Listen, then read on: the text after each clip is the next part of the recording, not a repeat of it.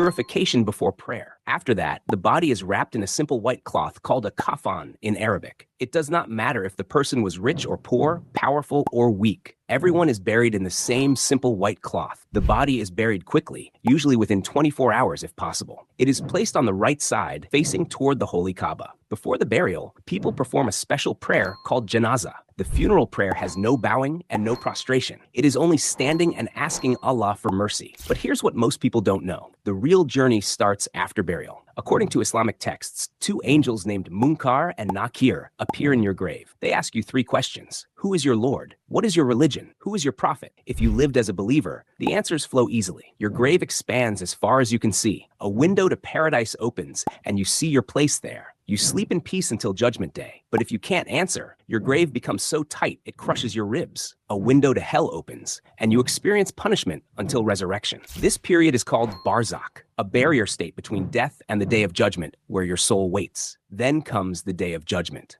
A trumpet is blown, and every soul that ever lived is resurrected from their graves. All of humanity gathered on one massive plain. The Quran describes the sun brought so close to them that people are drowning in their own sweat based on their sins, some up to their ankles, some up to their necks. Everyone receives their book of deeds. Righteous people get it in their right hand. The wicked get it in their left hand behind their back. Your deeds are weighed on cosmic scales called mizan. Even the weight of an atom of good or evil is counted, nothing forgotten. But here's where it gets intense. After judgment comes the Sirat Bridge. Imagine a bridge stretched over hell, thinner than a hair, sharper than a sword. Everyone must cross it to reach paradise. There's no other way. Believers cross based on their deeds. Some cross like lightning. Some walk. Some crawl on hands and knees. Prophets go first, helping their followers. Prophet Muhammad stands at the end saying, "O Allah, save them, save them." But those who rejected faith, they fall into the fire below. Islam describes 7 levels of hell and 7 levels of paradise, with the highest called Firdaus. Judaism is Islam's cousin religion. They even bury their dead the same way. Within 24 hours, body washed by a holy society called Shevra Kadisha, wrapped in a simple white shroud, placed in a plain wooden coffin. But when it comes to the afterlife, Judaism has something surprising. Hell isn't permanent. Jewish texts call it Gehenna. It's not endless torture. It's purification, like your soul going through a spiritual washing machine. The maximum time anyone spends there? 12 months. Even the worst human who ever lived would eventually be purified and move on. This is completely different from Christianity and Islam, where hell is eternal. The righteous go straight to Gan Eden, which means Garden of Eden. Peace, closeness to God, spiritual pleasure. And here's something you will not believe. Judaism teaches that righteous people of all nations have a place there, not just Jews. After death, the soul waits for something called Olam Haba, which means the world to come. The idea is that the world we live in right now is broken and full of suffering. In Judaism, there is a strong belief that one day the Messiah will come and restore justice and peace. In Islam, it is called Dajjal, the false Messiah, the greatest deceiver in history. In Christianity, it is called the Antichrist. At that time, the dead will be physically resurrected. The body will come back to life and reunite with the soul, and people will live in a renewed and perfected world where suffering, injustice, and death will no longer exist. But not all Jews believe the same thing. Orthodox Jews expect actual physical resurrection, meaning their real bodies will come back to life one day. Reform Jews see it more spiritually, focusing on the soul living eternally rather than the body returning. And Kabbalah, the mystical branch, believes in Gilgul, which is reincarnation. Your soul comes back to earth in different bodies, life after life, until you complete your spiritual purpose. Christianity. In Christianity, there are 2 main different ideologies. One is Catholic, and the other is Orthodox. Christianity came from Judaism, but added something completely new. A place between heaven and hell called purgatory. When a Catholic dies, their soul is judged immediately. Heaven, hell, or purgatory. Purgatory is not meant to be punishment. It is purification. The idea is that if someone is destined for heaven, but their soul is not fully pure yet, they go there first. You can think of it like a spiritual hospital, where the soul is healed and prepared before entering paradise. How long does it last? No one really knows. It could be a short time, or it could be much longer. But one important difference is that in this belief, people who are alive can pray and do good deeds to help the soul during this time. Your family can pray for you. Masses can be offered for your soul. These prayers can shorten your time in purgatory. This is why Catholics pray for the dead. In this belief, everyone who enters purgatory eventually reaches heaven. It is temporary, not eternal. Hell, in Catholic teaching, is eternal separation from God. It is a state of punishment and suffering for those who die in serious sin without repentance. And heaven is described as the beatific vision, seeing God directly and living in complete and eternal joy. But the story does not end there. At the end of time, Jesus Christ will return. All people will be resurrected, and the final judgment will take place. After that, God will create a new heaven and a new earth where the saved will live forever. However, Orthodox Christians have a slightly different understanding. In Orthodox Christianity, there is a belief that after death, the soul goes on a journey for about 40 days. During this time, the soul is said to revisit places from its life and face its past actions. In some traditions, this is described as the Ariel toll houses, where the soul is questioned about different sins like lying, stealing, or pride. Because of this, the first 40 days after death are considered very important. The living pray, hold special liturgies, and ask for mercy, believing that these prayers help the soul during this journey. The ultimate goal in Orthodoxy is something called theosis, becoming closer to God and being transformed by his presence. One of their unique views is that heaven and hell are not completely separate places, but different experiences of the same divine reality. For the righteous, God's presence brings peace and joy. For those who reject him, that same presence becomes painful and overwhelming. Protestant Christians, however, rejected many of these ideas. They generally do not accept purgatory, prayers for the dead, or this 40-day journey. Instead, they teach that after death, a person goes directly to heaven or hell, based mainly on faith in Jesus. Hinduism.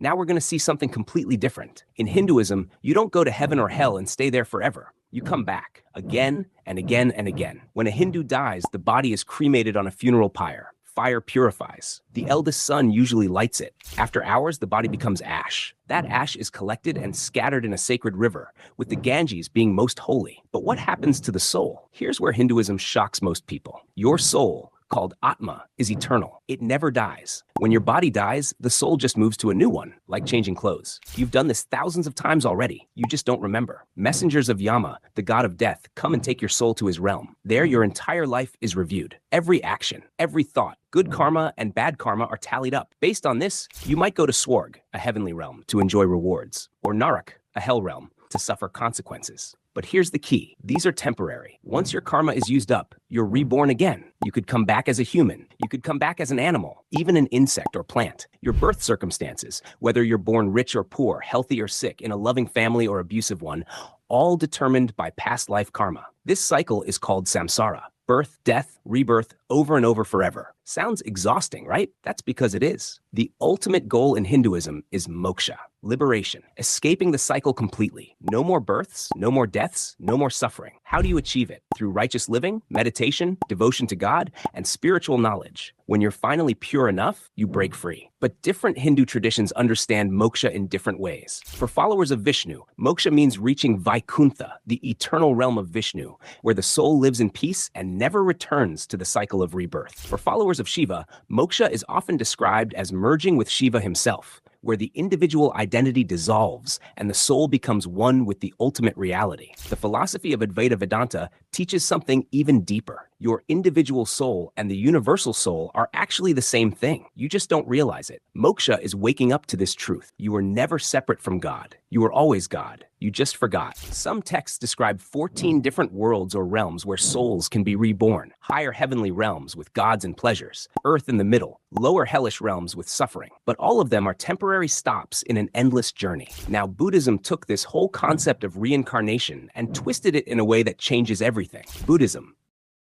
Buddhism says there's no permanent soul. Nothing is reborn because there's nothing permanent to begin with. So what actually continues from one life to the next? In this belief, it is consciousness. A common example is a candle lighting another candle. The new flame is connected to the first, but it is not the same flame. In the same way, the next life is linked to the previous one, but it is not the exact same person. This is why it is often described as rebirth rather than reincarnation. And that difference is important. In Theravada Buddhism, which is practiced in places like Thailand and Sri Lanka, when a person dies, rebirth happens immediately. There is no waiting period. Based on karma, consciousness moves straight into a new existence. This new life can be in one of 6 different realms, depending on the actions and intentions of the previous life. Mahayana Buddhism, which is practiced in places like China and Japan, has a more detailed understanding. In Pure Land Buddhism, it is taught that a person can be reborn in the Pure Land of Amitabha Buddha. This is seen as a peaceful, pure realm where conditions are perfect, making it much easier to reach enlightenment. Tibetan Buddhism has one of the most detailed descriptions of the afterlife. They describe a process called the Bardo, a period of about 49 days between death and rebirth, where consciousness experiences powerful and intense visions. It is said that soon after death, a person sees a clear and bright light. If they recognize it as their true nature, they can reach enlightenment instantly. But most people become afraid and miss this moment. After that, peaceful and beautiful figures are believed to appear, offering guidance and liberation. If the person understands that these visions come from their own mind, they can be freed. But many do not recognize this and continue on. Later, terrifying and wrathful figures may appear. Even these are seen as projections of the mind, and still another chance to escape the cycle of rebirth. During these 49 days, Tibetan monks may sit near the body and read from the Bardo Thodol, often called the Book of the Dead, guiding the consciousness through this journey. If enlightenment is not reached during this period, rebirth happens in one of 6 realms. There is the God realm, where beings live in pleasure for long ages, but eventually fall. The jealous God realm, filled with conflict. The human realm, which is actually considered the best chance for enlightenment. The animal realm, driven by instinct and suffering. The hungry ghost realm, where beings are never satisfied. And the hell realms, where intense suffering is experienced. But even in Buddhism, these hells are not eternal. A being may suffer for a very long time, but once that karma is exhausted, rebirth continues. The ultimate goal in Buddhism is not heaven, it is nirvana, complete freedom from the cycle of birth and death. It is not about going to a better place, but ending the journey itself. Nirvana is often described as the end of craving, attachment, and ignorance. Some call it a peace beyond words, while others describe it as a drop of water returning to the ocean. And now, the oldest tradition we are discussing offers a very different vision, one involving a bridge of judgment and the promise that evil itself will one day come to an end. Zoroastrianism.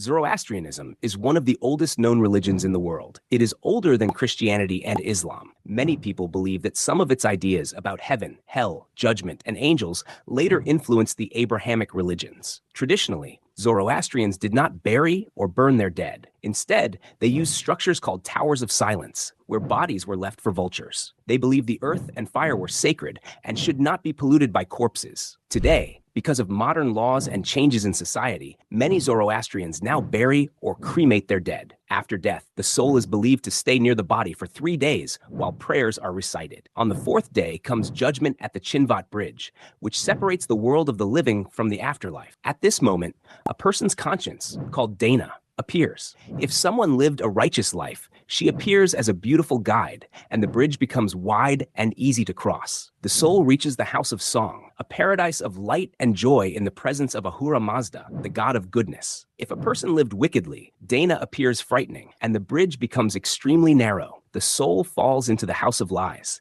a place of darkness and suffering. There is also a third possibility. If good and bad deeds are exactly equal, the soul goes to Hamistagan, a neutral state where there is neither happiness nor punishment. Here is what makes Zoroastrianism unique among these traditions. Hell is not eternal. In the end, evil itself will be destroyed. Zoroastrianism teaches a cosmic struggle between Ahura Mazda, the god of truth and light, and Angra Mainyu, the force of darkness and deception. Every human participates in this battle through their choices. Good thoughts, good words, and good deeds strengthen the side of light. At the end of time comes Frashokeredi, the final renewal. Evil is defeated. The dead are resurrected. Even those in hell are purified and eventually saved. The entire universe is restored and perfected. Some Zoroastrian texts describe molten metal flowing through the world at the end. For the righteous, it feels like warm milk. For the wicked, it burns and cleanses them until they too become pure and join the perfected creation. Today, there are only about 200,000 Zoroastrians, mostly in India and Iran. Yet their ideas about judgment, resurrection,